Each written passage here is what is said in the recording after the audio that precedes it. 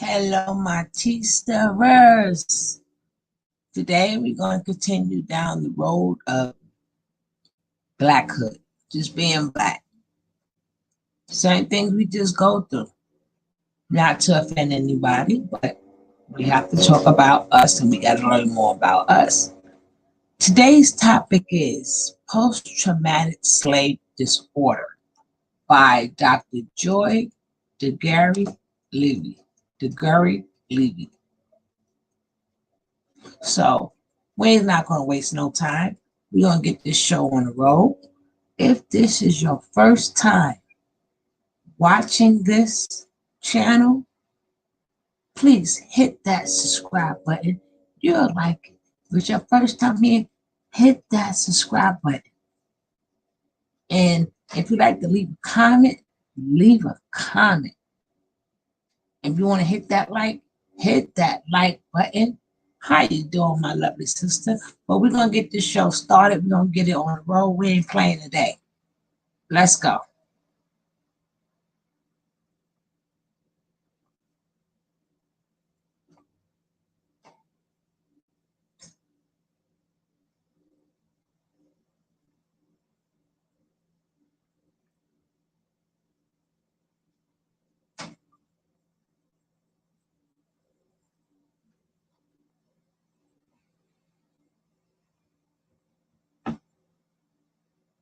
I hope you enjoy just going through our history, which I know a lot of you know already, but some people don't know. So don't think that because you know or something is old to you is new to somebody else.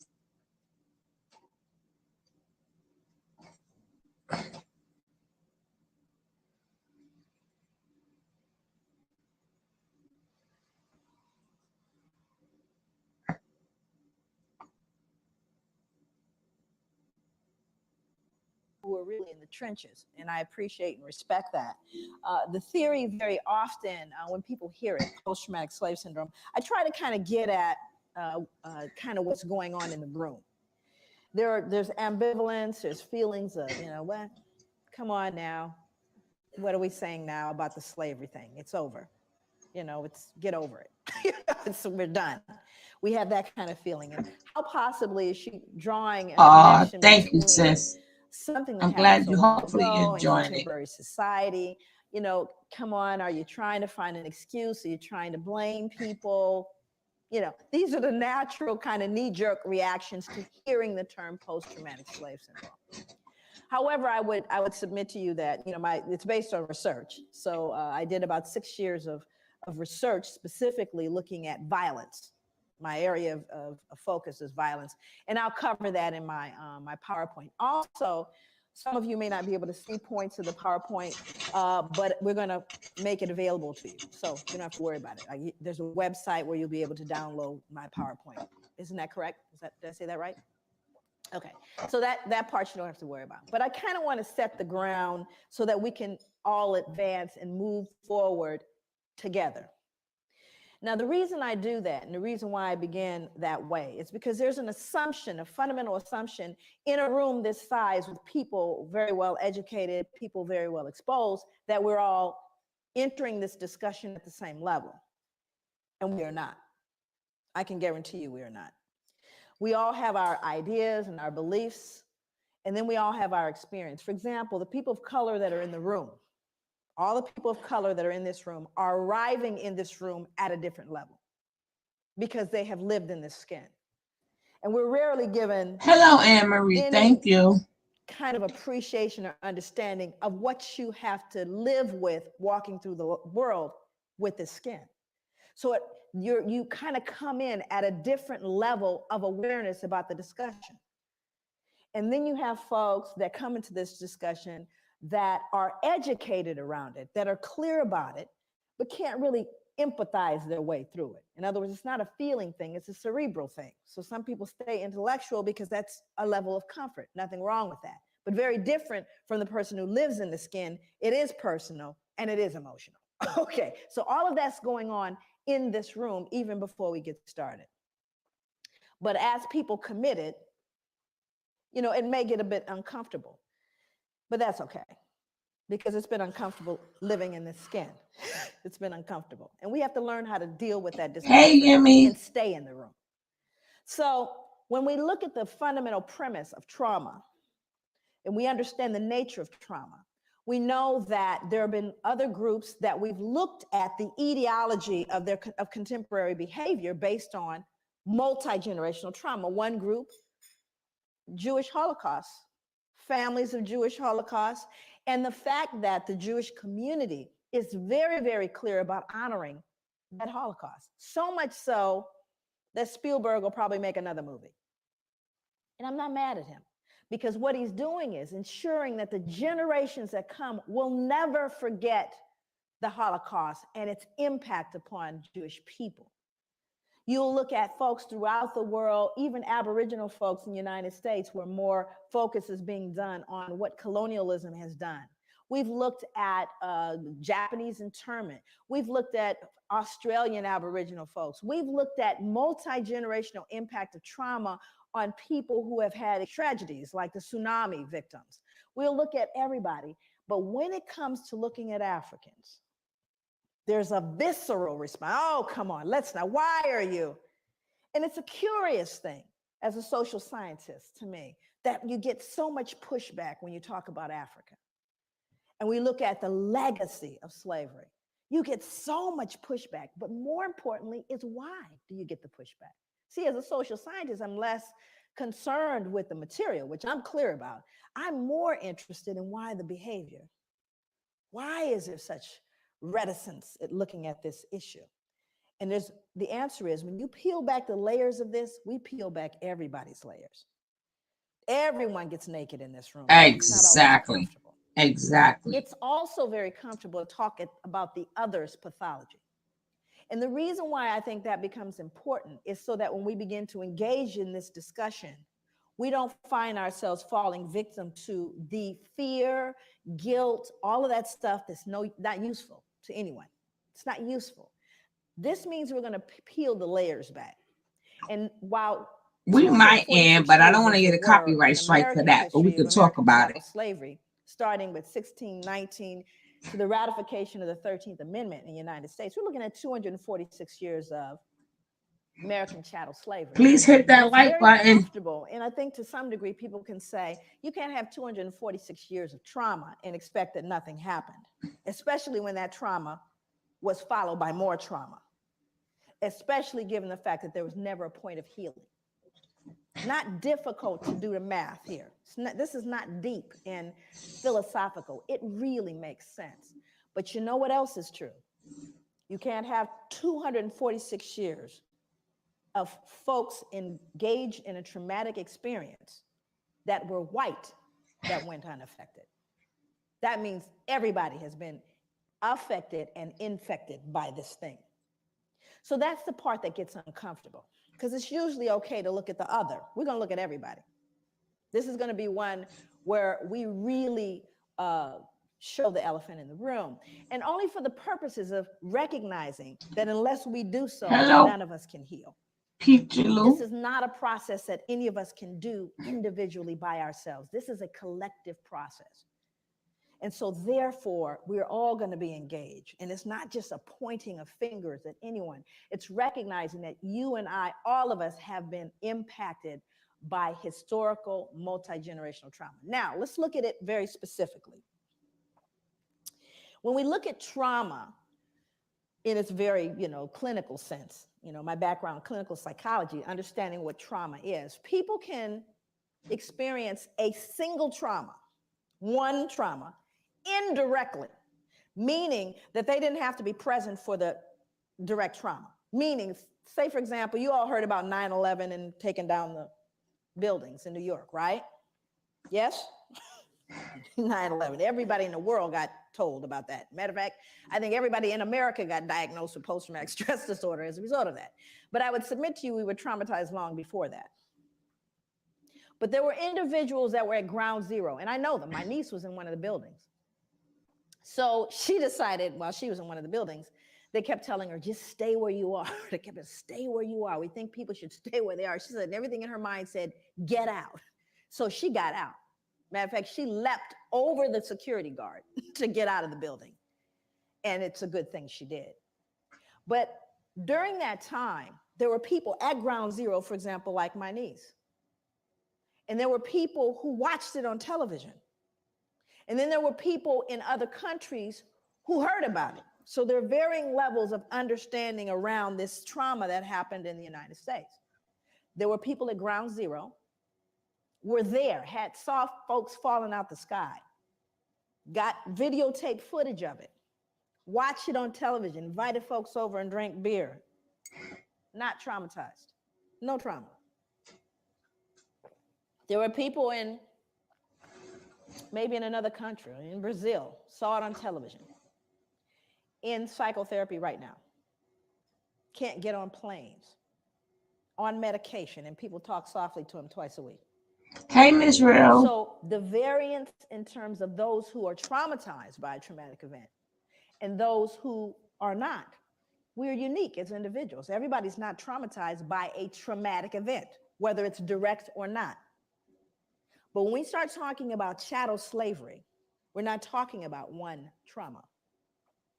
We're not talking about a specific event. We're talking about generations of trauma with no intervention. Based on what I know about sugar plantations, tobacco, and the Caribbean, what I know about American chattel slavery and the plantations there, does anyone right now ever recall mental health assistance to slaves? Anybody remember sending in the therapist after I sold off your son, daughter, raped folks? At any point? Mm-hmm.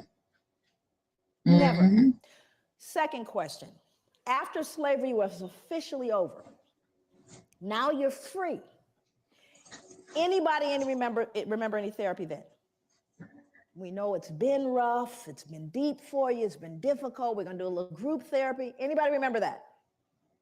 That would be no. Number 3, after slavery officially ended, both in the States, in the Caribbean, the British ended, do you remember whether or not trauma continued? Did the trauma continue for people of African descent? I need to know. Okay, so now let's do the math. Hundreds of years of trauma, no treatment. Freed, more trauma, no treatment. What do you do the math? Do you think there may be residual impacts of that trauma? Of course there is. It didn't end, friends, and it hasn't ended yet. So I think on one point, African people and people of African descent are extremely resilient. Matter of fact, I think we're a miracle. Far be it for us to pathologize or to look and cast this idea of weak and sick people. Oh, on the contrary, I'm profoundly resilient because we've done everything we've done thus far with no help, with not even the ability to have this discussion. As though it were possible, we escaped injury in all those hundreds of years and the years that follow. So this kind of journey I'm going to take you on is going to be one that really gives a perspective on what this trauma was, what it looks like, and clinically, what is post-traumatic stress disorder? What does it look like? Now, let me give you a little snapshot. We'll get into it in more depth a little later.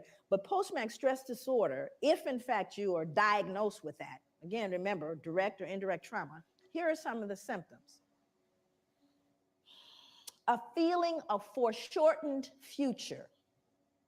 Now, what does that mean? A feeling, well, you're not going to live long. How many of you are running into young people that don't believe they're going to make it past their 20s? Feeling of foreshortened future, exaggerated startle response, outbursts of anger, difficulty falling or staying asleep, hypervigilance, right? These are symptoms of post-traumatic stress disorder. This is like DSM stuff, Diagnostic Statistical Manual Mental Disorders. It's in there. And there's a whole listing of all these symptoms. Now I want to roll it back so you can understand what the transmission theory is, because I'm going to talk about transmission. So how does a person that's been traumatized by post-traumatic, literally has a diagnosis of post-traumatic stress disorder, and can we, if we are logical and we are reasonable people, assume that a fair number of Africans had to have had post-traumatic stress disorder? You think? I'm not talking about us, I'm talking about them. Untreated though, right? Okay, so now let's do the math. Mom who saw dad sold or sister raped has post-traumatic stress disorder. Still mom though, right? Only mom now has outbursts of anger, feeling of foreshortened future, difficulty falling or staying asleep, hypervigilance. That would be mom. Now, Johnny or Mary or Shaquisha did not have the original trauma. But what are they learning? This is called social learning theory. What am I normalizing? Exaggerated startle response, outbursts of anger. Are you following me? So I didn't have to be traumatized. Now, the other thing is, do you think Johnny and Mary got traumatized too? Do you see? So what happens in your environment, you learn from the significant others in your environment. And if they're broken, guess what you're going to be? You're learning from broken people. And you're normalizing that behavior. And then it becomes, years later, 2008, that's their culture. That's just the way they are. That's their culture. So there's poison in the cookies, right? But how are you going to tease out that poison? That means you have to look at the etiology of the behavior, which is what I spent many years doing. And it's not rocket science. This is not deep. Like I said, this is not required that, someone has, it's just common sense. How many of you in the room think you can cook? Come on now. I know it's a strange place. You all have the oddest food in the world. I'm trying to tell you that now. Those of you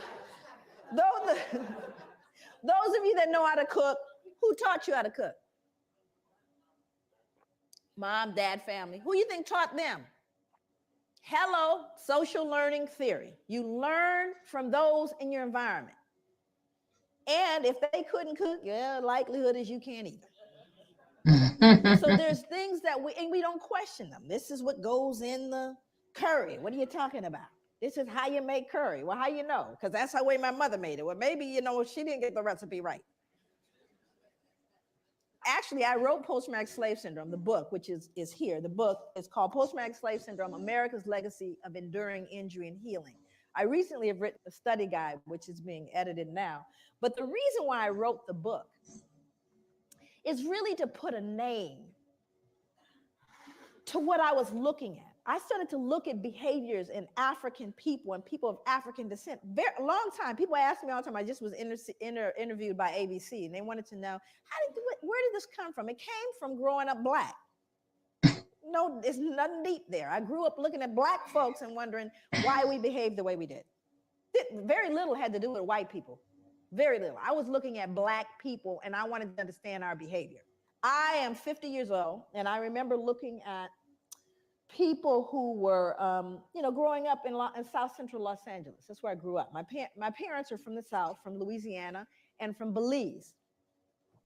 And one of the things that I started to notice was certain behaviors that Black people engaged in, that I started realizing, not just African Americans, African Caribbean people. I came here, heard the same thing, behaviors around what we look like. Like, for example, I would hear people, and most people here, white or Black or wherever you are in the spectrum, you've seen the behavior and wondered about it. And I know you have, because I wondered about it. Well, you have Black people that aren't Black. How many people have met Black people that actually aren't Black? Now, this is an interesting phenomenon. These are Black people that will tell you before, first of all, they certainly look Black to me. They look Black, but they don't say they're Black. I've got quite a bit of Indian in me. Did I mention that a lot of my family are from, all of a sudden there's something else, right? Yep. And you're looking going, sure could have fooled me. You look Black. Exactly. Me, right? Now, this would be something that I could ignore if it stopped when I was a child in South Central, but it didn't. You could hear it in rap music today. Same behavior. Matter of fact, the rap videos, that they just need to clone the same girl, right?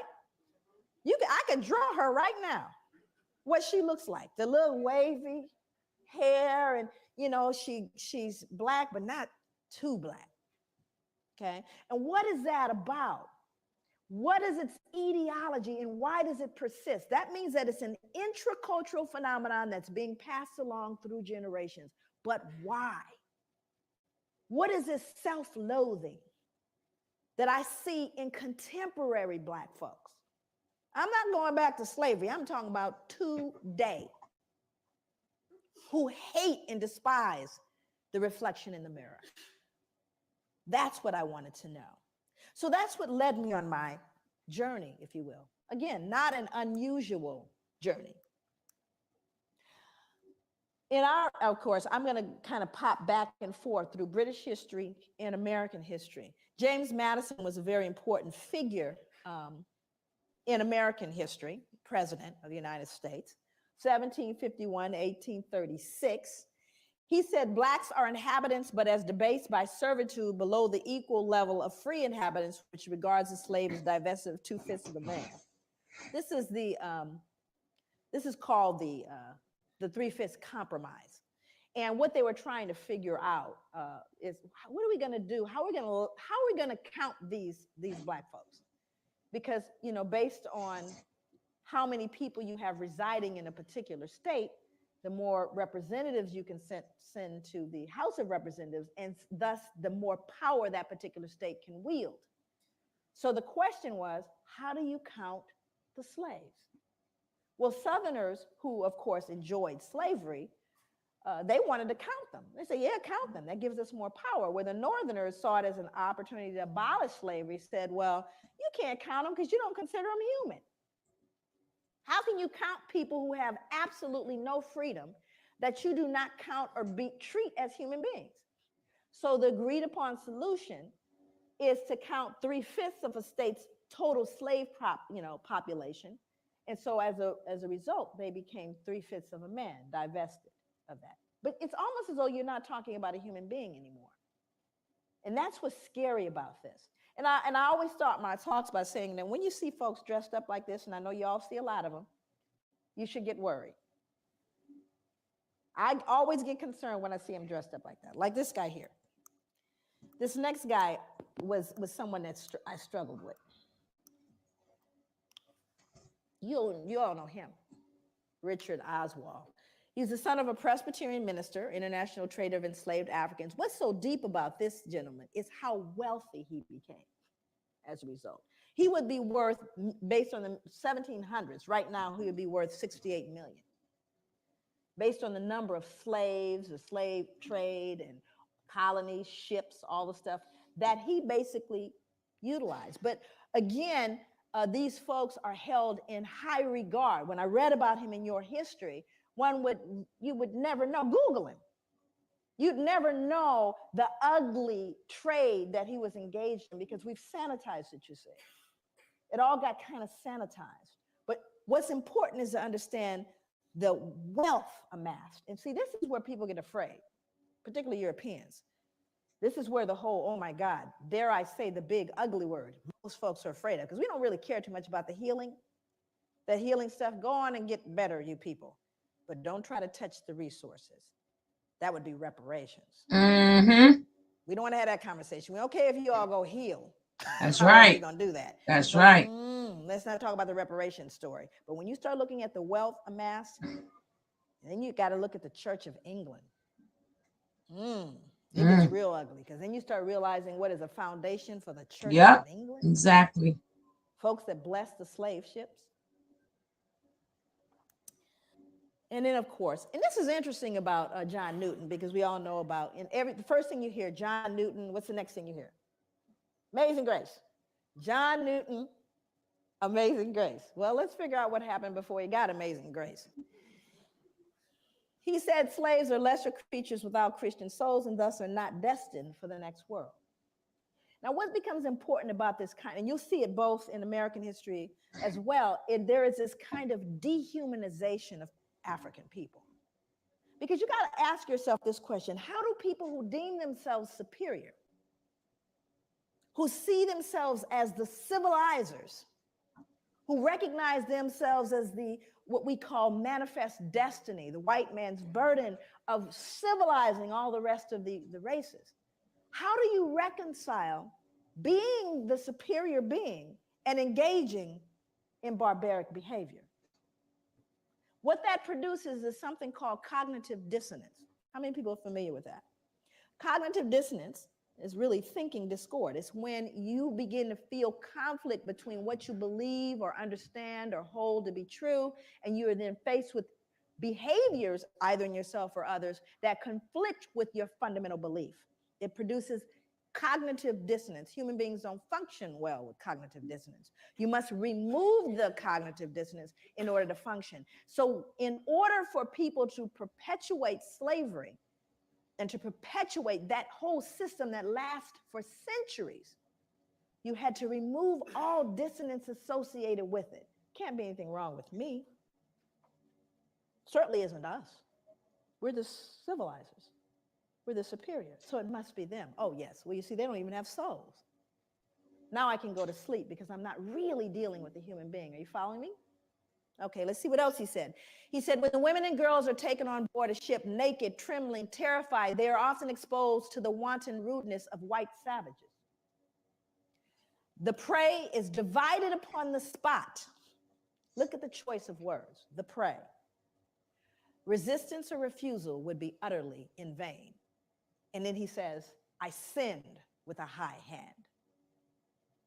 Yeah, and then he wrote Amazing Grace. Okay. So Same it's guy really important to understand who wrote Amazing Grace. that hand in hand with the behavior was a mindset that is The guy she's talking about. And I always said something about when I used to sing that song, Amazing Grace, how sweet it is.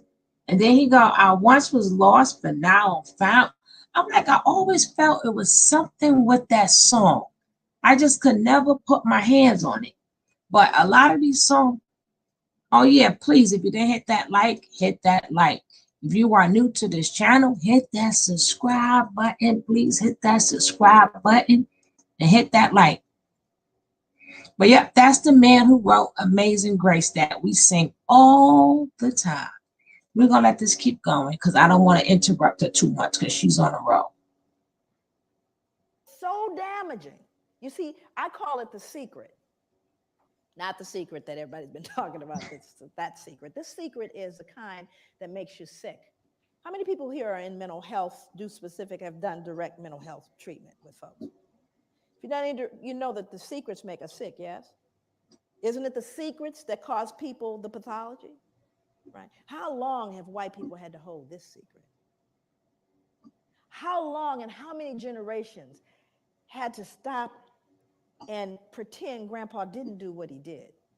That the wealth we enjoy was not on the backs of some of these little girls. Mm-hmm. Think about how long Yep. to keep that secret. And the only thing you can do is either pathologize the other. It's all their fault because it certainly wasn't great granddad. Look how well he dresses.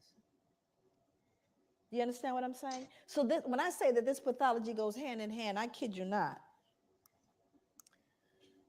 Then you have science. And whenever we are in a process of trying to legitimize things, it's so amazing. You know, people always Yeah, say, the liver even does Black pay people, they for care it. about post-traumatic. Not Because good. you know it's not correct unless you can count it and measure it, right? Science is the final. It is the number one. If you can say it's scientific, then you basically trump everything else, right? Science determines reality. So if we can scientifically assert a thing to be true, then in fact it is true because it's scientifically proven. It's a scientific fact. Matter of fact, that's what people will tell you when you try to say to them, I don't know if I agree with you. You know, it's scientific. It's a scientific fact, what I'm saying here, right? Which somehow makes it what?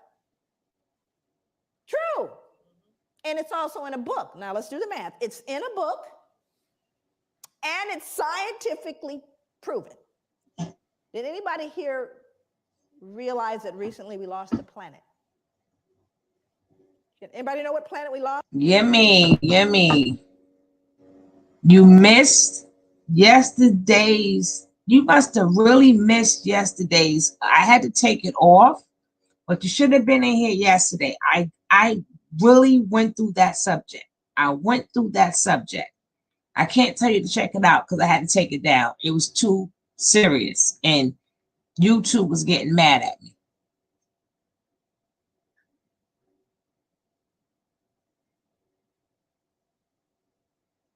How you lose a planet? I became fond of the little picture with we lost a planet. We didn't lose a planet. You know what it means? Science was wrong. Now, have they ever said, we were wrong about that planet thing? No. It's called a paradigm shift. So let's go to science. And I think it's important that we do.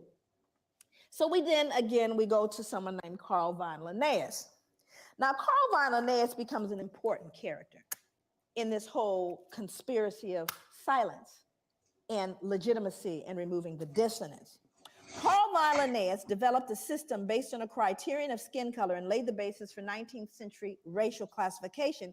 Linnaeus properly began the science of anthropology. So here we have the father of anthropology.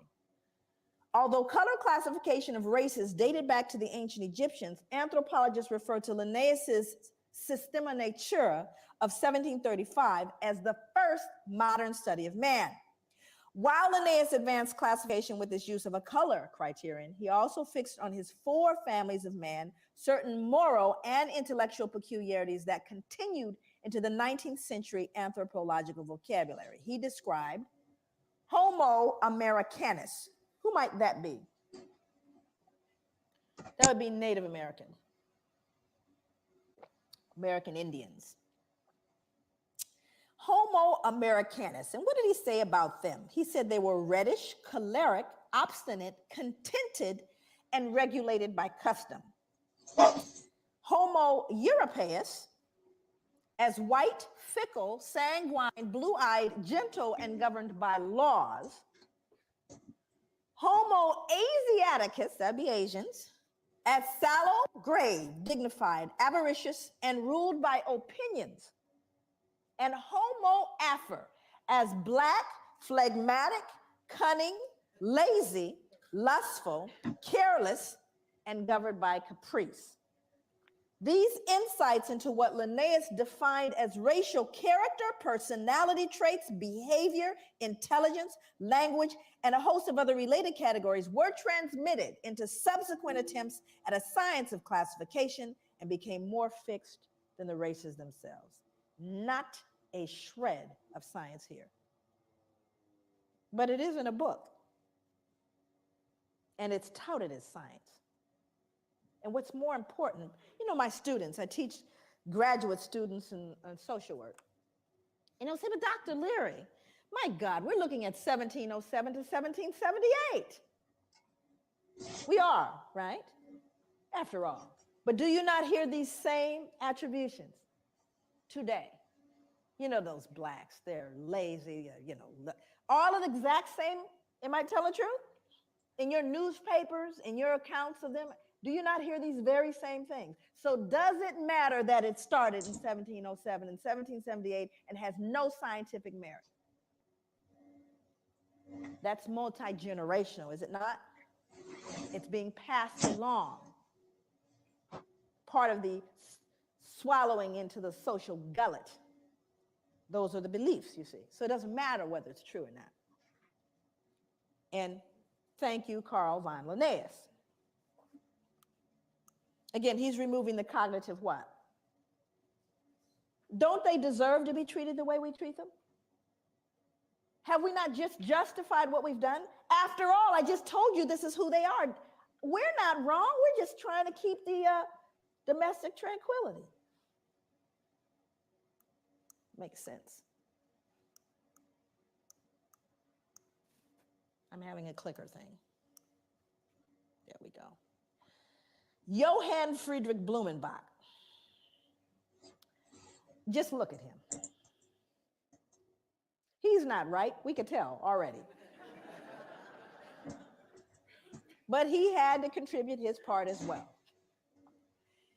He says, now this man, Johann Friedrich Blumenbach, he was an individual. How many of you are familiar with the term Caucasian? Oh, yes. Then you know Johann. He would designate 5 races or varieties of man in the second edition of his work on the natural variety of mankind. His division into Caucasian, Mongolian, American, Ethiopian, and Malayan races with the added Carl von Linnaeus descriptive peculiarities, became the subsequent basis of most 19th century anthropomedical studies.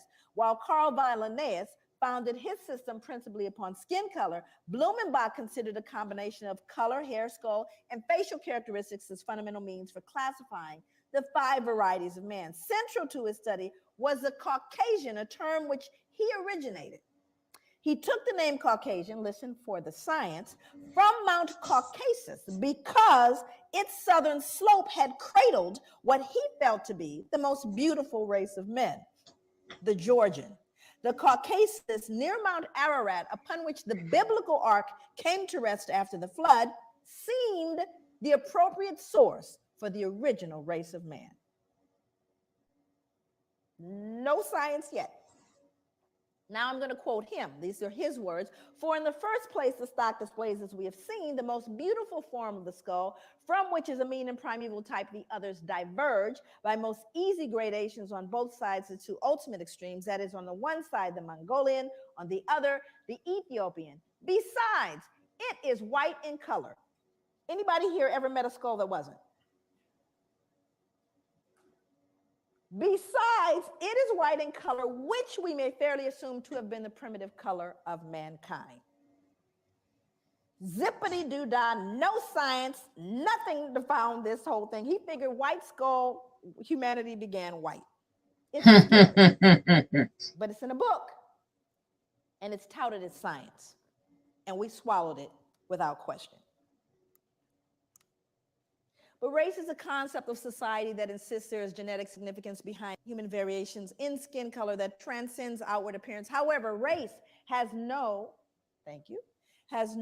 scientific merit outside of sociological classifications. There are no significant genetic variations within the human species to justify the division of races. Mankind is one. We are one humanity. Isn't it a shame that we are still debating that in 2008? But the reason why we continue to debate it is we still try to reconcile the ugly stuff that we've never dealt with. We still want to say they deserved it, so no one has to feel bad about all of those little babies dying, ignoring the ravages of Africa, and killing young Black males and urban cities, and disproportionate imprisonment, and disproportionate disparities in health. Oh, it must be their fault. How do you reconcile it? You see, rather than deal with it, we just continue to try to justify the behavior. Thomas Jefferson, you all know him? Yes, he's one of my favorite people, actually. I close out my book with a soliloquy from Thomas Jefferson. I actually end my book with it. Because Thomas Jefferson made a statement. Here's a man highly regarded in the United States. I mean, there are more statues of him than probably anybody. And he made a statement towards the end of his life. He says, "Indeed, I tremble for my country when I consider that God is just and that his justice cannot sleep forever." You see, it haunted him to his grave because Thomas Jefferson knew. He knew what would happen. Matter of fact, he predicted exactly what we're dealing with today would happen between people of African descent and those of European descent. Predicted it. He was a bright man. How do you reconcile behaving in such a barbaric way? Well, let's see what he said. He said Blacks smelled bad and were physically unattractive. Well, this was inconsistent with his behavior because, you know, he fathered slaves, Sally Hemings. So it didn't smell that bad, huh? Now, here's a more important one. He said we required less sleep. Now, that one's more interesting to me. Why would he need to? What dissonance was he feeling that he would need to believe that Blacks required less sleep? Mm-hmm. Why? What did he do? Mm-hmm. You know, he owned slaves. So what do you think? How hard do you think he worked them? What was the work day for a slave? Sun up, sunrise to sunset. Exactly. Sunset. But do you have any empirical evidence, Joy?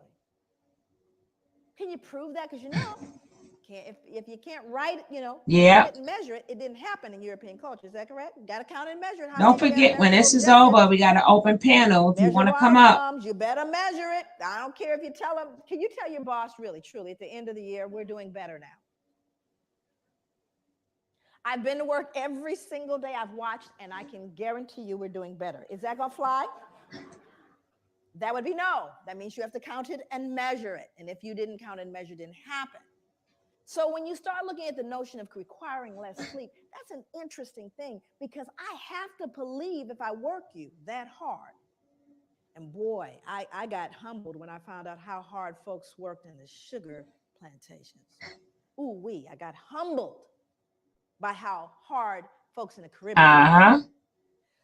But what I decided to do is I looked at the Library of Congress. Most of my work over the 9 years that it took to write the book, 6 years of that was research. The other part of it had to do with doing interviews of elders and reading slave narratives. And there are thousands of them. This is just one taken from the Library of Congress.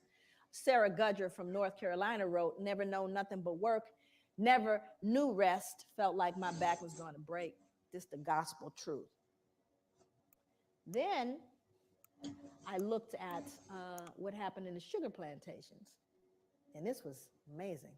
One final set of grim numbers underlines the way slaves on sugar plantations like Codrington, was a plantation in Barbados, were systematically worked to an early death. When slavery ended in the United States, slaves imported over the centuries had grown to a population of nearly 4 million. When it ended in the British West Indies, total slave imports of well over 2 million left a surviving slave population of only about 670,000. More than twice as many slaves were shipped to the be island quiet, of because Jamaica I alone, can't while hear how 13 loud it is. North American colonies combined.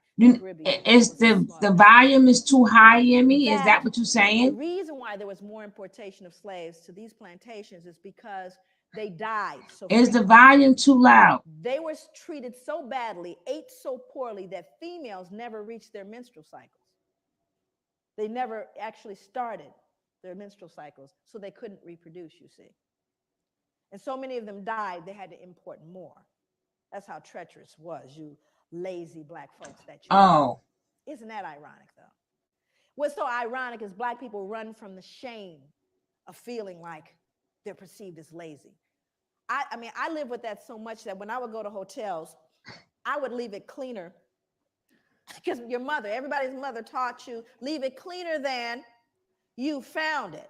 So black folks are so hypersensitive. I was cleaning up the hotel room because I wouldn't want anyone to think I'm dirty. Yeah. Right? Now, other people in the audience that are of color, how much harder did your parents tell you you had to work to get to even? How much harder? You had to work twice as hard. Now, how come I knew that about you?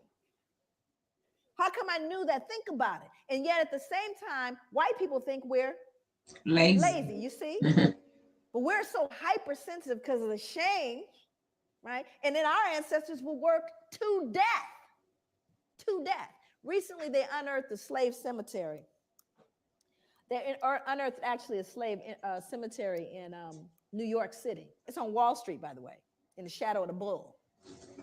Unearthed the slave cemetery, and they still to this day they're struggling. They recently, have done a lot in terms of commemoration. I went to it took me everything to get to it. They had it blocked off so you couldn't get to it, but because they didn't want to deal with it. You can't just bulldoze a cemetery. So here in all these skyscrapers, in the middle of it is this little cemetery, and there's slaves in that cemetery. More important than that was what the bones told us, because now you got CSI. Hell, I can go in there and tell you what's going on now. So with the CSI thing, now they've discovered a little bit about the bones. And to me, the most phenomenal thing about the bones is what they told us about those people and how they live. Majority of the people in there were children, infants and children, high mortality, infant mortality rate. They even know what they died of. Died of malnutrition and starvation, because they could tell by the rotting of the teeth in the jawline. So even though they most likely grew food, they weren't allowed to eat it. And then they found something even more peculiar that speaks to this idea of why he believed we required less sleep.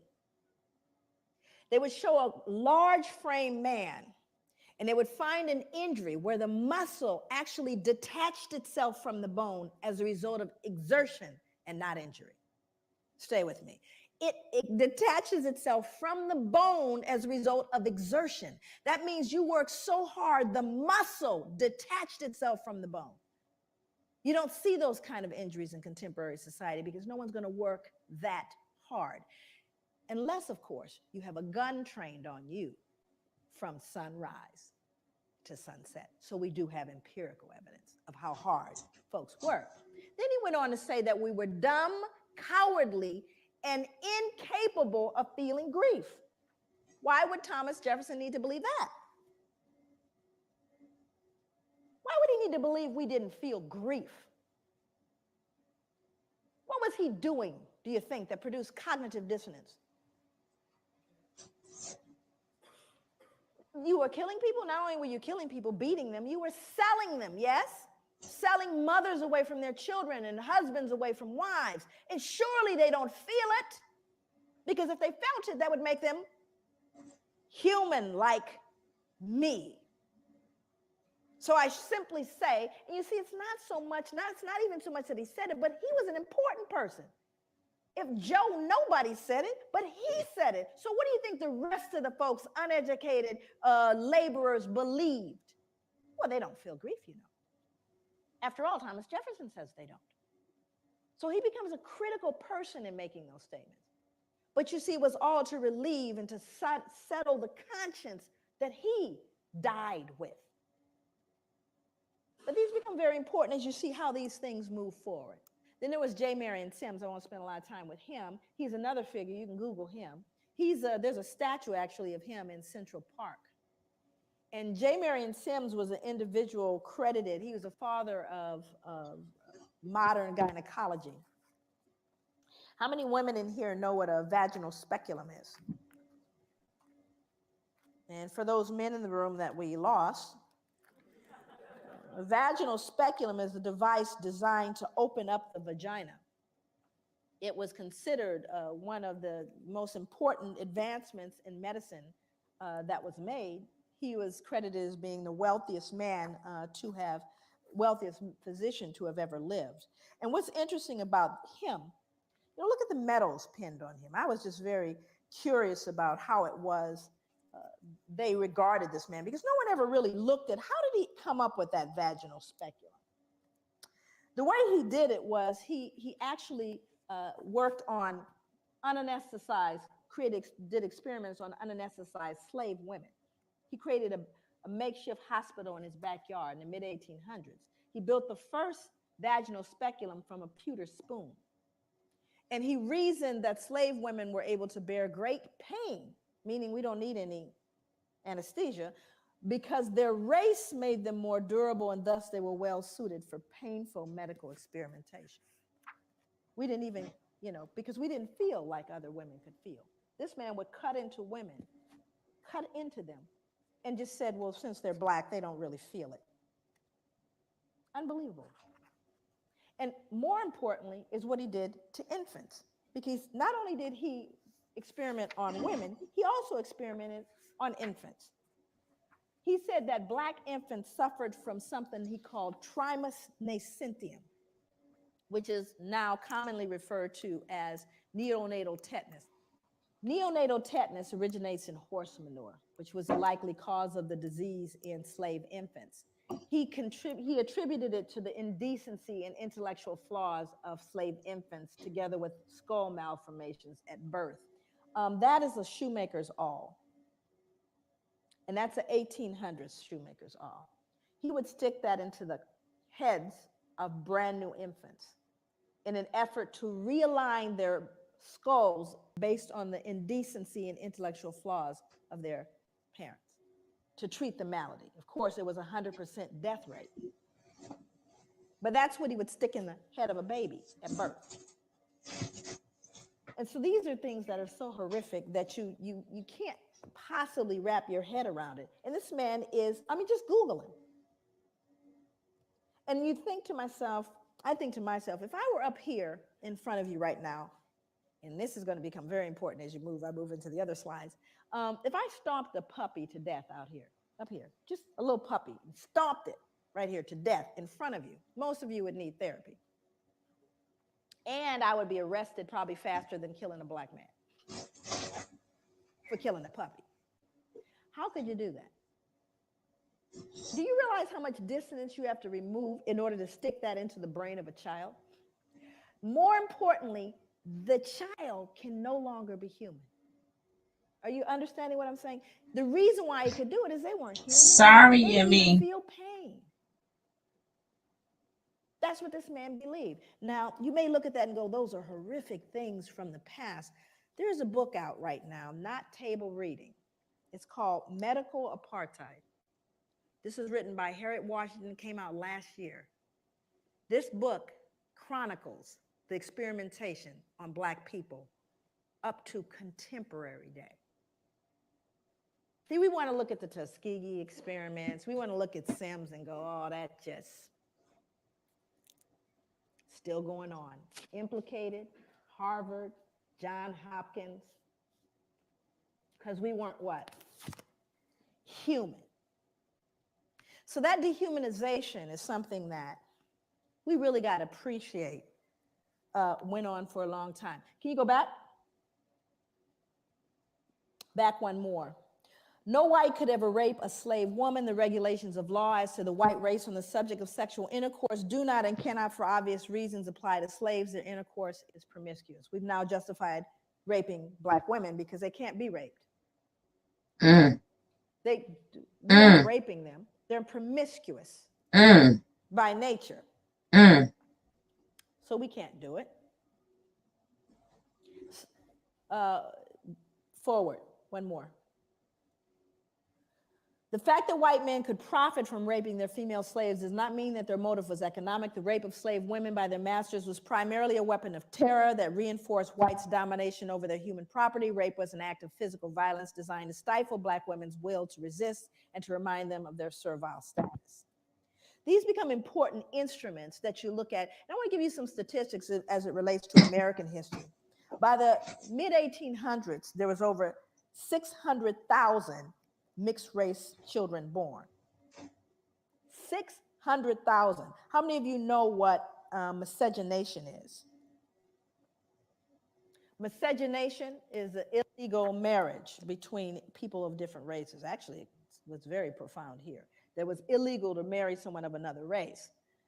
So when you consider the fact that one of the greatest issues and one of the number one reasons why Black men were lynched, beaten, and imprisoned had to do with the fear that they were going to rape whom? White women. Now the numbers, I mean, we're talking about pure numbers alone. It was who being raped? Okay, it was Black women being raped, but they can be raped. Let's advance forward. Before we get into the Casual Killing Act, the Casual Killing Act was written because of the number of people who were killed while being corrected. Okay. And if any slave resists his master, owner, or other person by his or her order, correcting such slave and shall happen to be killed in such correction, it shall not be counted felony, but the master, owner, and every other person so giving correction shall be acquitted of all punishment and accusation for the same, as if such accident had never happened. So that means that if you happen to be correcting someone and you beat them to death, you know how hard it is to beat someone to death? I mean, I thought about that. I said it happened so frequently that they created a law so that you wouldn't feel any what? No guilt, because you were simply correcting them. It wasn't your fault. So I went back to look at who was beating folks to death. I wanted to know. And it was white women. White women were beating Black children to death. That's who was being beaten to death. You heard that? But it wasn't her fault. Yes, it She was. just correcting them. You see, what we do is we rob ourselves of our own humanity when we refuse to look at this stuff. We rob ourselves of our humanity. And that's what people didn't know happened. Going forward, one more. Then you had the mental health folks. This is how we got in. We got in to try to fix it. In the early years of the 19th century, a physician named Samuel A. Cartwright argued that two particular forms of mental illness caused by nerve disorders were prevalent among slaves. One was drapetomania, which was diagnosable by a single symptom, the uncontrollable urge to escape from slavery. So now what we've done is we've now pathologized your desire to be free. Must be something wrong with them. Keep trying to free themselves. And again, it would be funny if it weren't in journals. You see, all of this is to remove the cognitive dissonance. Now we have, look at all the people joining in. You got Linnaeus, you got anthropology, you got physicians, all of them saying they deserve it. It's not us. We don't need to adjust anything. And if they just tried harder, how about you people just pull yourselves up from your bootstraps? What's the matter with you? The playing field has been leveled. Well, we're going to see if, in fact, it's been leveled. Or is that conjecture? Move forward. Now, I want you to look at this photo very closely, and I want you to see who's in it. More important than the man hanging, because you got to understand the lynchings that occurred in America happened after slavery, not during. Thousands of lynchings happened after slavery, because this is a reaction to white fear of what we would do once freed. But we didn't create a vigilante group to take out white people, but they did create a vigilante group to take us out now that we're free. See, that happened after slavery. They were called the what? The Ku Klux Klan. They don't wear hoods anymore, they wear suits. But they're alive and well all over the world, even here. So, look at who's in the picture. I want you to look at this little girl in particular. You can't see her closely, but she's actually grimacing, like smirking. Now, remember, let's go back to the puppy concept here. She would be loathed and torn up probably if this was a puppy, which means he's less than that, because she's not disturbed. This little girl is not disturbed by this, but she should be, shouldn't she? People always ask me, they go, Joy, what was the impact on white people? There it is, right there. Can't feel any empathy for him. None, zero zip. There's back here even smaller. Because whatever she's been taught or told, socialized to believe, makes him no longer human. That's the greatest danger to white people, is that they can't feel it. And there's a reason why white people can't feel what we're talking about. My God, what would you then feel? It's tough. So I've got to believe, oh, it's all over now. It's not my fault. I don't benefit. It's not a big deal. Let's move on. It's not all of those things. But we don't say that to Jewish people. I dare you. But you have to understand, when you unearth this one, that's what we did to our children. Let's move forward. This is a similar photo to the one that is used in Denzel's movie. Now, and again, most important, this is a man that's being burned. Also, I won't read the depiction, but there are newspaper accounts of this. It's written in a book called 100 Years of Lynching by Ginsburg. No pictures, just newspapers that say not only did they burn him, they decapitated him, cut him into pieces, and used parts of his body as things to put on mantles. People would say, get me a tongue, would you? Or a liver, a little crisp. Yep. So I could put it on the mantle. Exactly. Now, we covered that, guys. We covered that. Yep. Who's here? We're not talking about the toothless, big gut, hooded wonder, are we? We're looking at plain old, common, dressed up folks. They're squeezing, please, I want my picture taken. Are you following me? This is somebody's cousin, uncle, somebody. And the ability to do that, dehumanize this man and rob them of their humanity all at the same time. All at the same time. That is the most dangerous, treacherous thing that could happen. What did Hitler do? He dehumanized human beings, put babies in ovens. Anything that robs us of our humanity is a danger to everyone. And that is what's going on with people of African descent all over the world, because not only did it get done here, but who did we tell the entire world? We told these people don't deserve any value. Everyone wants to be American, not y'all. But when we go, I mean, I literally go to countries all over the world. America sets the standard, and thank God for what happened later. Let's move forward. So a lot of people start saying, well, y'all got free, right? Y'all are free, everything's fine. Because that's, see, whenever you talk about post-traumatic slave syndrome, people get locked there. So there's a myth that after slavery ended, the playing field was leveled. Was it? Remember, all the lynchings occurred after slavery. That wasn't during, after slavery. So you had black sharecropping. Now, we didn't get a lot of black history in our schooling. I have 4 degrees.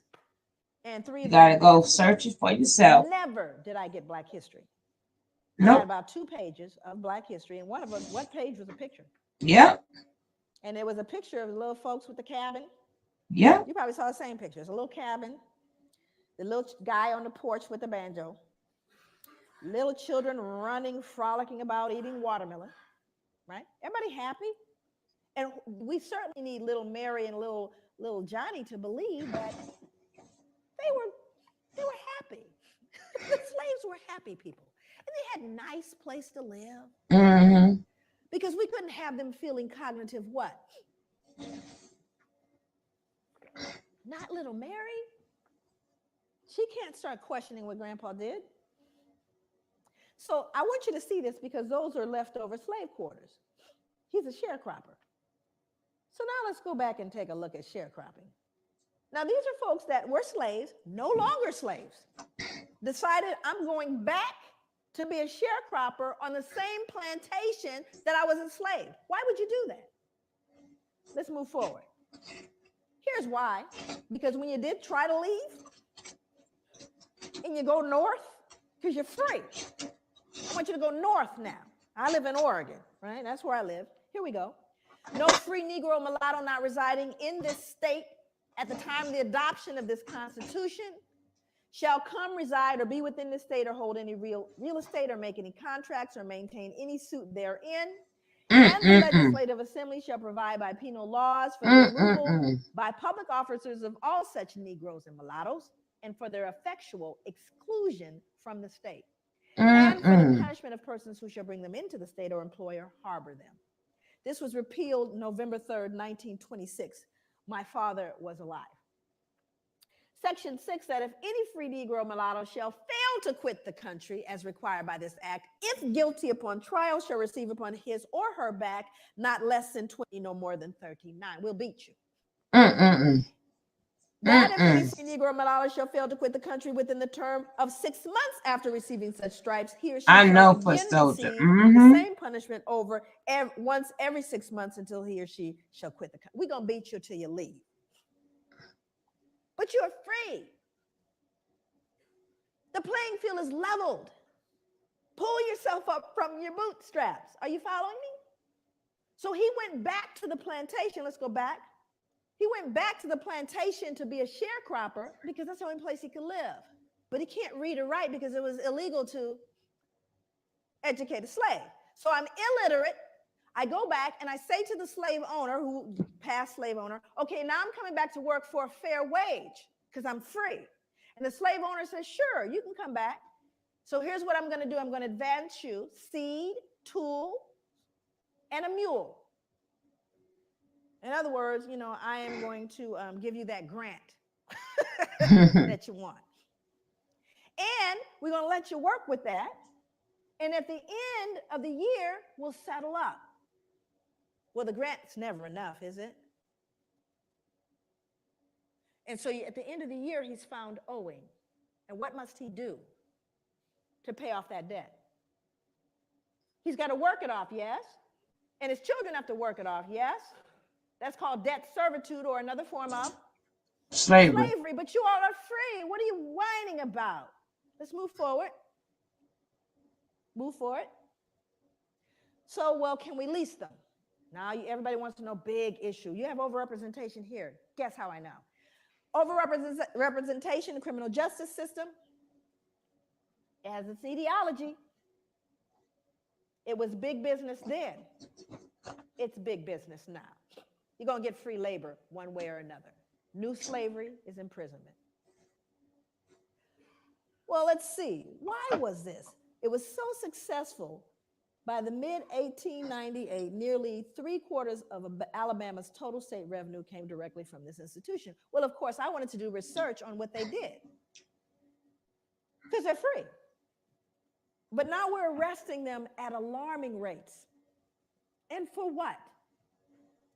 12 years for vagrancy, loitering, startling a white woman, looking menacingly at a white woman.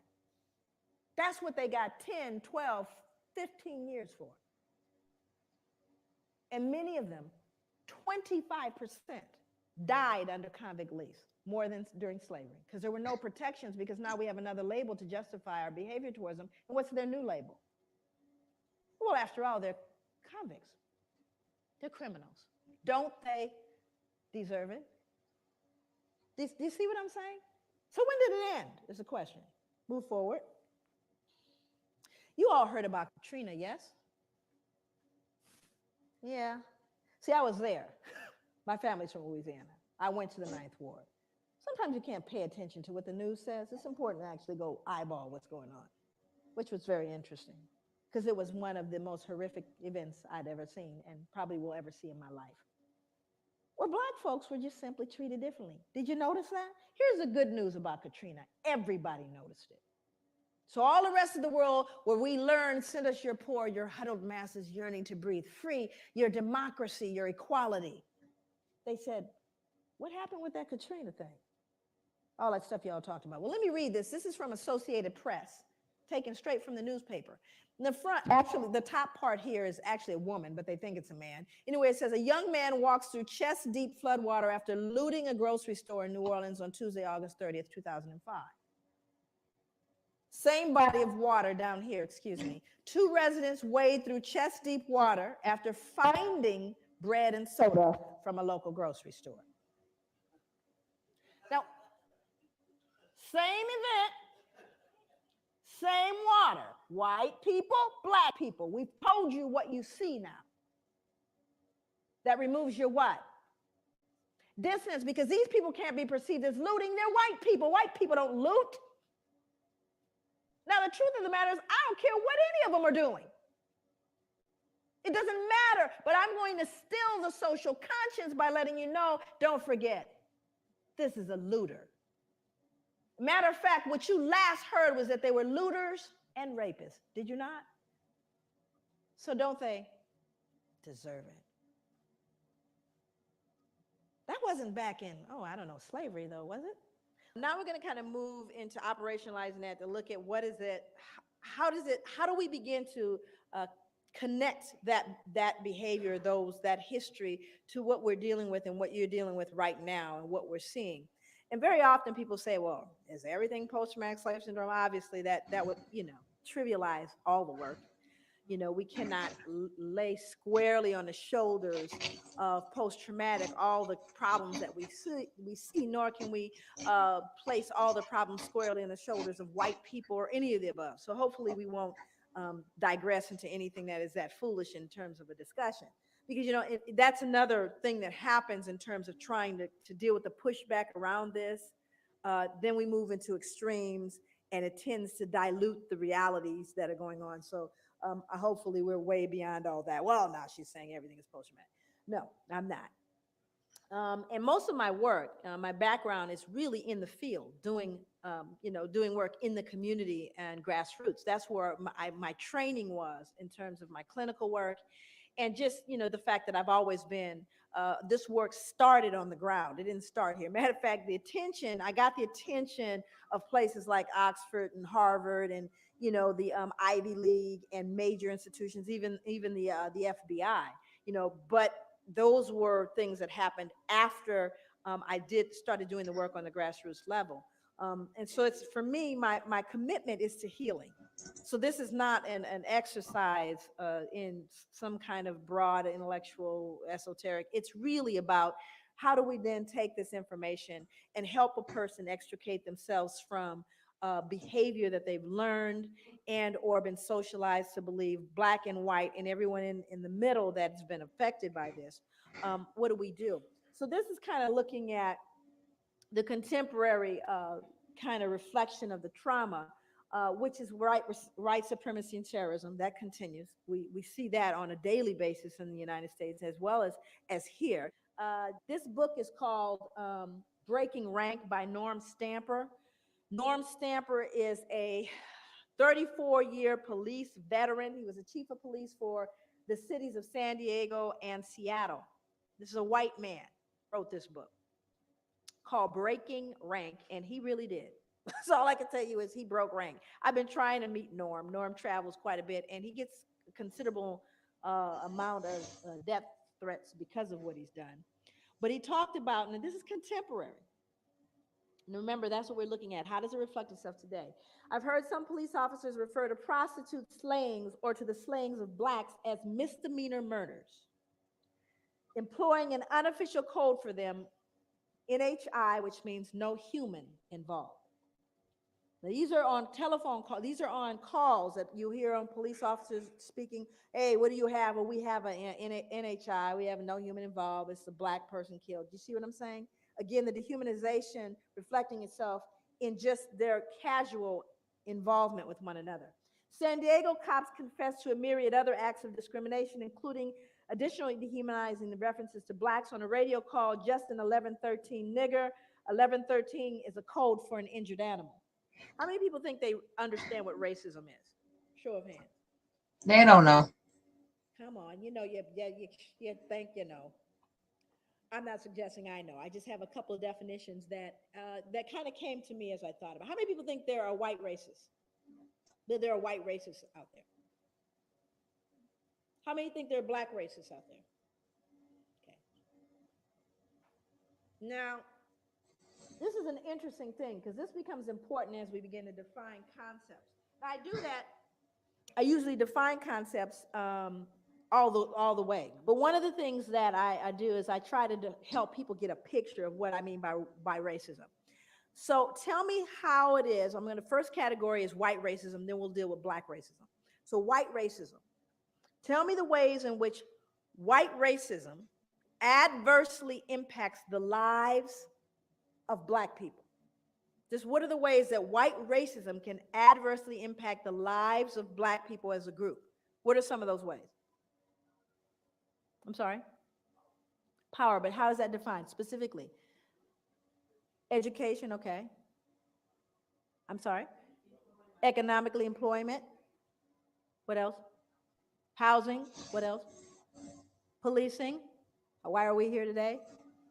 Healthcare, okay. Now, we could actually kind of grow that list. Now we're going to move over to black racism.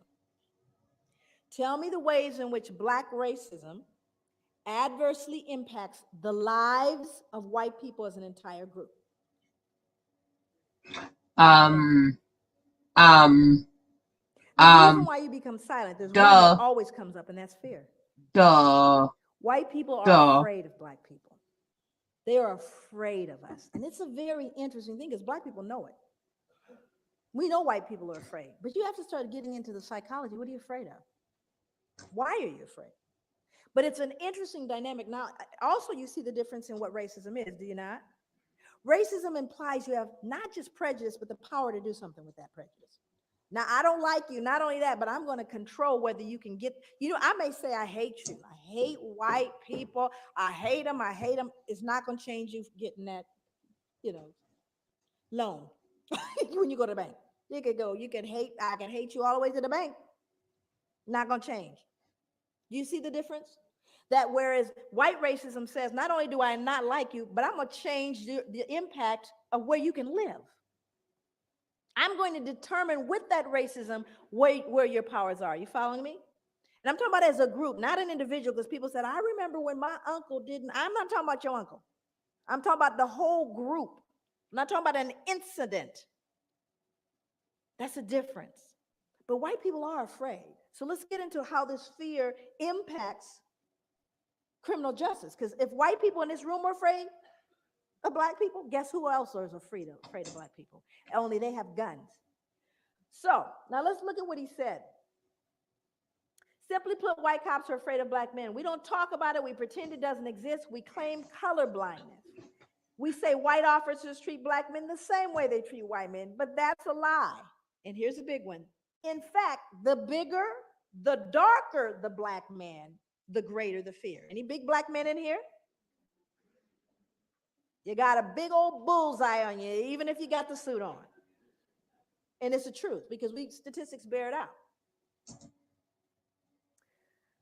The African community knows this. Hell, most whites know it. Yet, even though it's essential, if not the defining ingredient in the makeup of police racism, white cops won't admit it to themselves or to others. He goes on to talk about actually learning it in the academy. Norm Stamper, he told on everybody. He had folks indicted. He now lives in a cabin on a mountain somewhere in the San Juan Islands. That's where he lives. Nobody knows where he lives because he knows they're coming after him, and they have.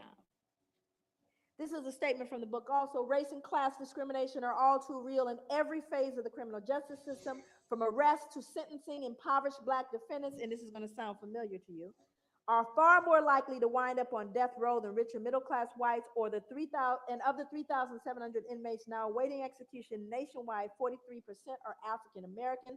Black defendants are not accorded the same due process rights as whites. Their cases are not given the same scrutiny and consideration afforded a white defendant.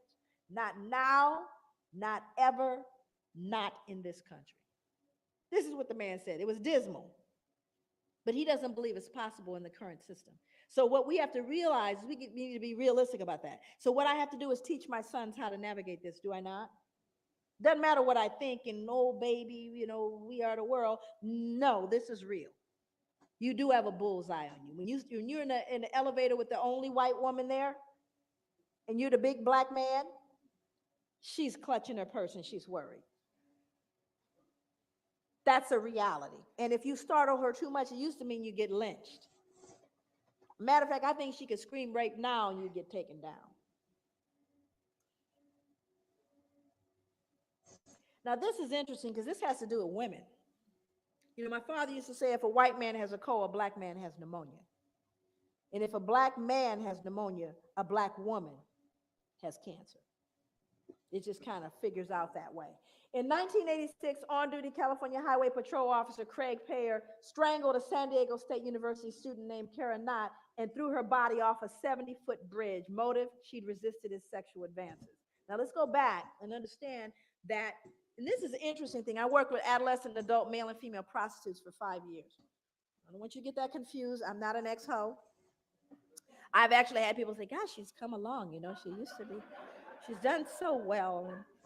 So somehow when I say that, people think I've never been in the life. Okay, I work with adolescent, adult, male and female prostitutes as a case manager counselor. Okay, and during that time that I worked with folks, it was very interesting to see the perspectives and the behaviors and the attitudes that people had about prostitutes. I mean, when folks want to be, if you want to start off as a serial killer, just go kill the prostitutes. Nobody cares.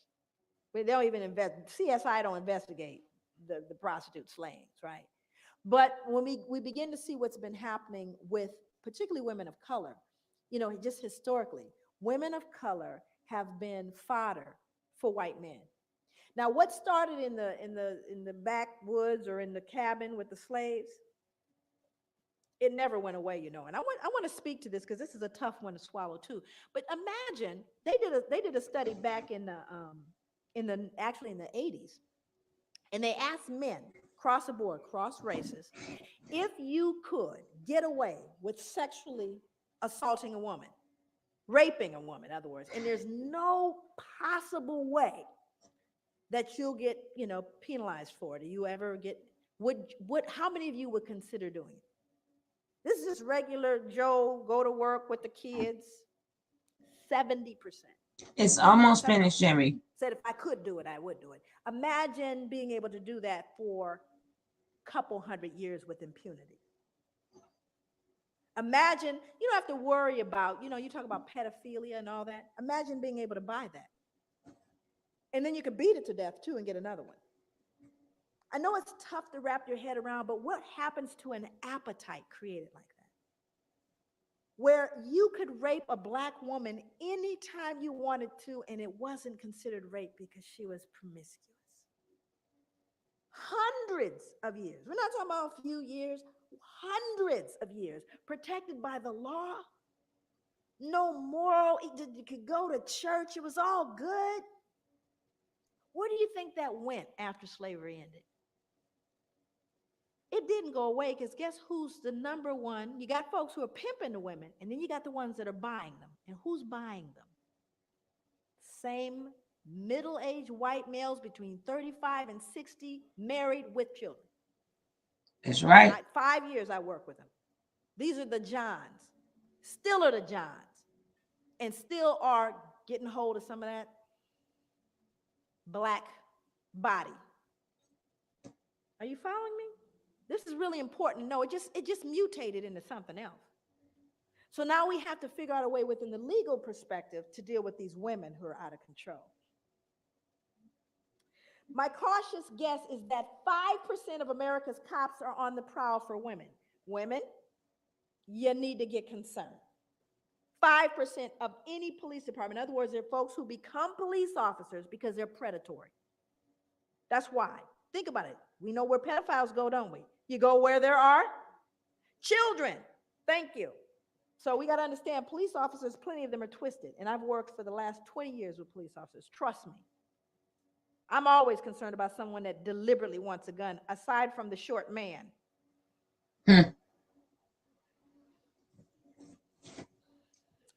In a department the size of Seattle's, that's 63 police officers. In San Diego, 145. In New York City, 2,000. The average patrol cop makes anywhere from 10 to 20 unsupervised contacts a shift. If he's on the make, chances are a predatory cop will find you or your wife, your partner, your daughter, your sister, your mother, your friend. That's in general. And you see, you get a freebie when you have a person of color because they have no rights. It is not hard to understand why people of color, the poor, and younger Americans did not and do not look upon the police as, quote, theirs. Compare and contrast. Are the police as an institution known for their protection of the innocent against deception, or do they deceive the innocent? Do the police protect the weak against oppression or intimidation, or do they oppress and intimidate the very people they've sworn to protect? Again, we're not talking about anybody that just fell off a truck. We're talking about a 34-year police veteran who went back, by the way, to get his PhD. Now, this was a study I did, the research I did. Now, let me explain kind of the basis of this research. 200 African-American male youth, 100 of whom are incarcerated, right? 100 of whom are not, but are from the same neighborhood. That was my, the group that I was working with. So one of the things that I wanted to do over here on the right side, what you see is my dependent variable, what I'm trying to predict. And what I'm trying to predict is the use of violence. So what I discovered was the most significant predictor of African-American adolescent violence, when I did the multiple, in other words, I put all the variables together to see out what was most significant. The baseline variables of witnessing and victimization, we already know they're going to fall out because they're baseline. We already know that. Was respect. The most important predictor, respect. Think about that. How do you get respect as African-American male, period, but a male youth 16 in your society? How does he get respect? Got to get it, though, because he's not going to roll up in a corner and bawl and die somewhere. He needs to get respect. And as Black people, I say this all the time, I'll end here, that we can ill afford to swallow whole what is called cultural. We can ill afford to swallow that because there's poison in the cookies. And the only way to get the poison out of the cookies is not someone from the outside looking in, but those who are living in this to be able to look at themselves and assess it with a level of dignity, a level of safety that perpetuates a sense of well-being and healing. Thank you so much. Woo! Now, after this video, we're going to comment it. We're going to do some commentary on this one. But being that this is the last day of Black History Month, I got one more video, but it will not be on this one. It'll be a whole new stream. Yemi, sound off before the baby sound off. Hi, Sugar. Well, it's still going on. Post-traumatic slavery syndrome is still happening, and nothing much has changed. And they wanted us to submit. I'm gonna try to put it all in one breath. Sorry. They want to have a submissive slave, and that's why they use the tools, and it's that still come down to the Willie lynching ideal as well. So I think Joy Gary, she got it. She's on point. She's on point, and it's still happening now. Nothing's changed. The Black man is always seen as the predator, sexual wearer, and we are always seen as dumb. So no matter how much we work or whatever, we will never be above, because like we have to be kept lower than. And I also think that if our people, we as a people became above them, right, they will feel that we will do revenge to them as well, So I think that's their biggest fear. And the problem, that's the Stockholm syndrome. It knocks on our door even more, because being that we did not get that mental health that we needed for healing, we have now, up until today, taken out on each other. What do the Black man is always talking about? Respect. You're going to respect me, respect, respect, respect, respect, respect. And then the Black woman, for all she been through, all she wanted is to protect, protect, protect, protect. So the Black woman is still fighting for protection, and Black man is still fighting for respect, which both were stripped of them since slavery. We have not been protected since slavery. Black man has not had any respect since slavery. So, you got a lot of people that's really, sometimes like you don't really have to be like a grade A student, go to the finest colleges just to, you could just look out your window. People go to college, not saying that college is a bad thing. Go to college, do what you want to do. But for certain things that contain, that's like if I know like this information, I see it every day. I'm not going to go to college for it. I see it every day. But the thing about that is, when you see it every day, you're in the community, you might try to do something about it. But when you go to college, you're just educated about it, and you just want to talk about it, but you don't want to go back and do anything about it. But the women are still not going to get protected, and the men are still not going to get their respect. So we have a lot of in-house problems, because we're still looking for that from each other. And we don't know how to communicate that to each other, because we never got healing. Go ahead, Yemi.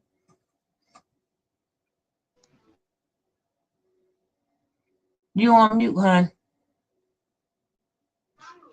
Yeah. Sorry, I'm just talking to my old one. Yeah. Even everything what you said is because even Black men, when they talk about being a man, right, because they never was treated like a man, they were treated as lower than, and no matter how much they tried to be the man, they was bringing back to child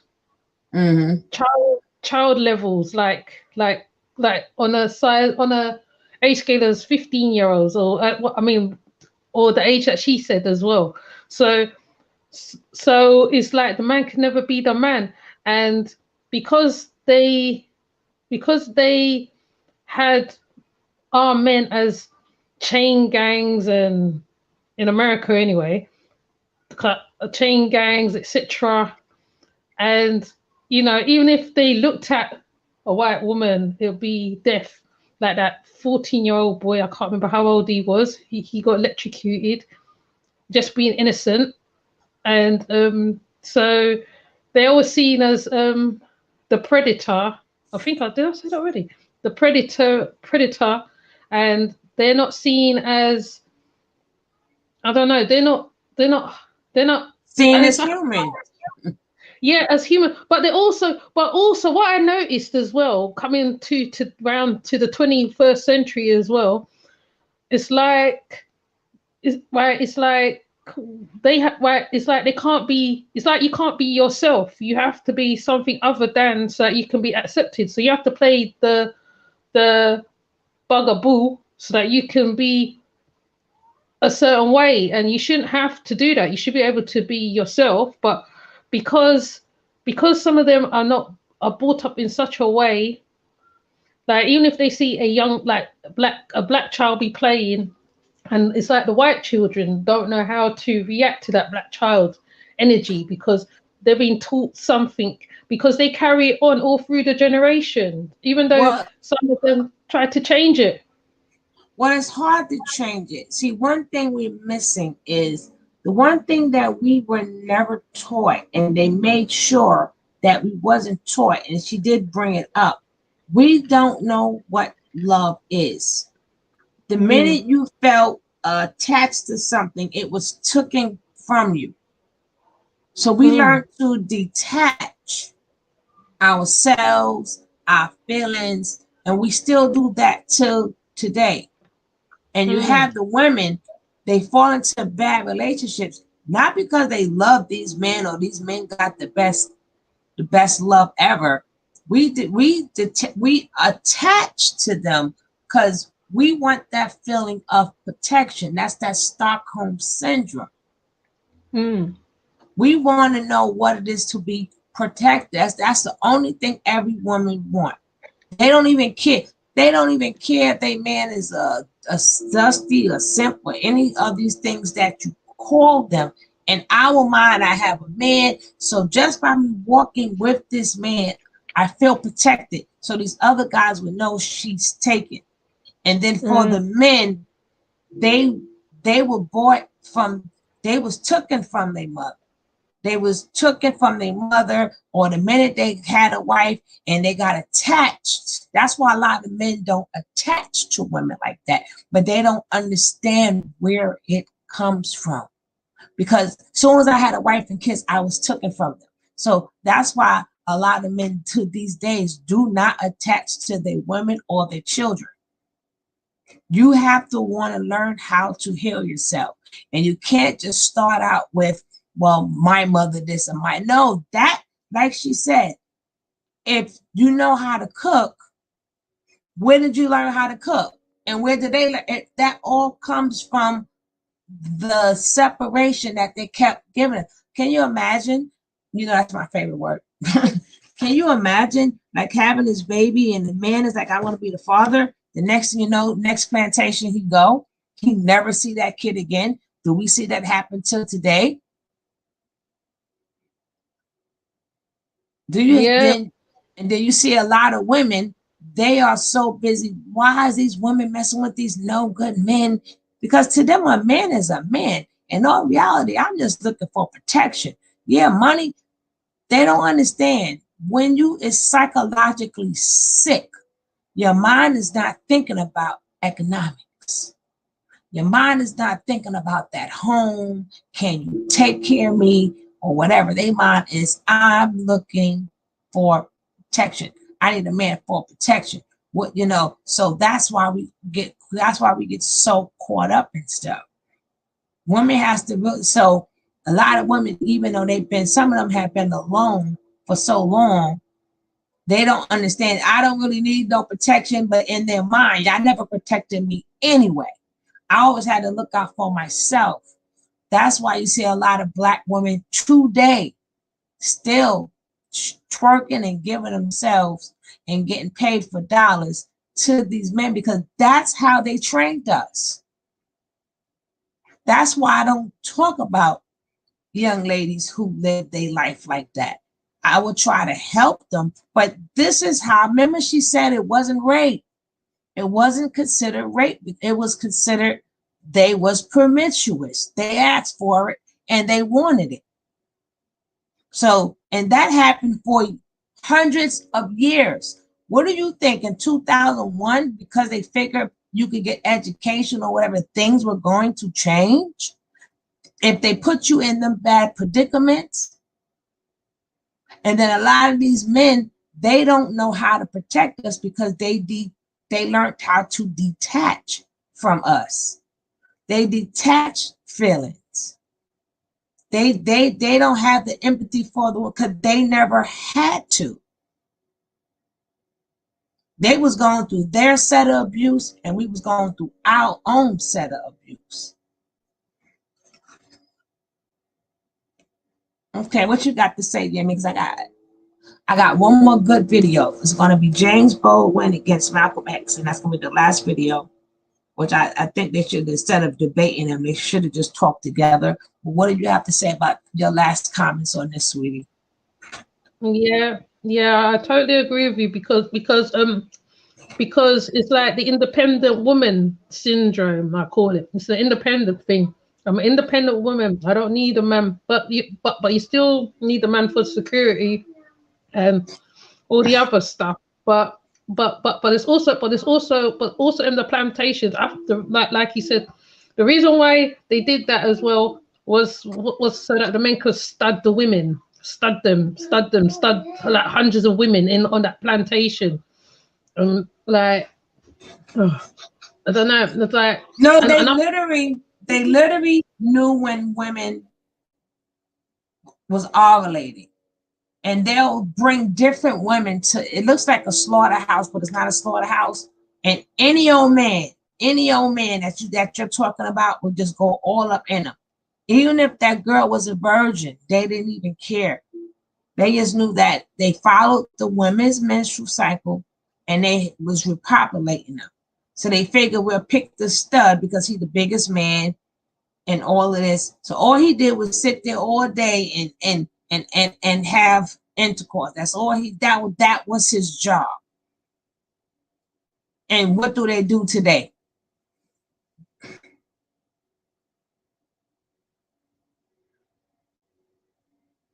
The same thing. Like I said, it's different when you read it, but it's different when you see it. I seen movies like that. I'm like, oh my goodness. So that's why it's so hard to check. That's why people want to talk about, have these intellectual debates forever. I'm gonna show another intellectual debate that was done in the 60s, which we're still talking about today. But until you heal yourself from the post-traumatic slavery disorder, we're never going to be healed as a people. We're never going to build as a people.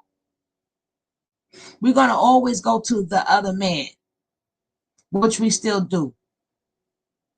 We had our own music. We felt that we want our music. We let them convince us, well, cross over, not knowing that they was robbing us. I'm like, how did you not know they robbed us all this time? What would make you think they're going to stop robbing us?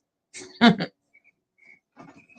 then they got our men and our women, they got them on the drugs, they got them on that acid. While they going back to their cultures and their homes, they turned our people out, which is still happening today.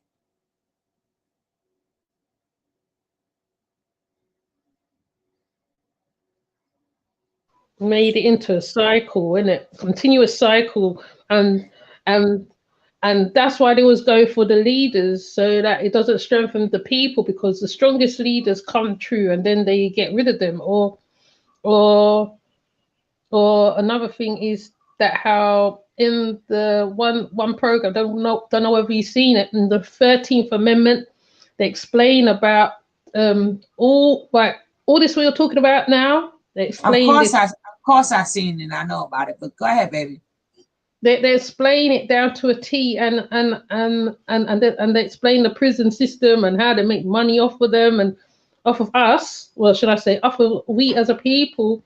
But because every time we get a fight in power, they bring you down because, you know, and then, you know, and then they throw into the children's face, oh, well, you haven't got a dad, or you ain't got this. I mean, even though it's the same thing on their side too. So but we divide ourselves as well. So, you know.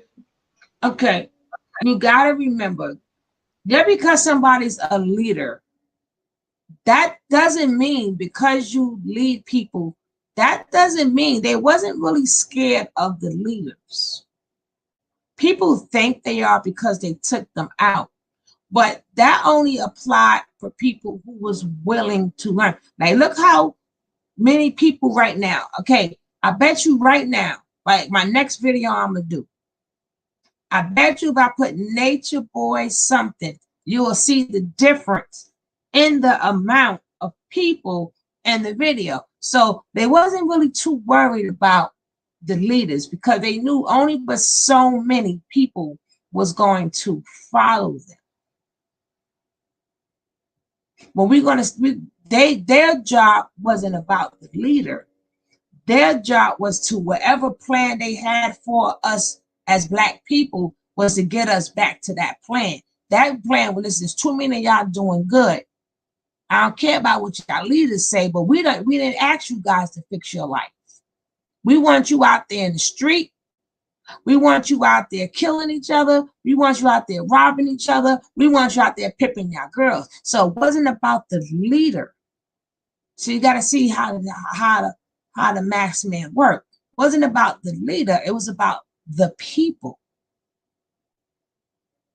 And it's like, no, I want y'all people to be doing this. Instead of that, y'all doing this.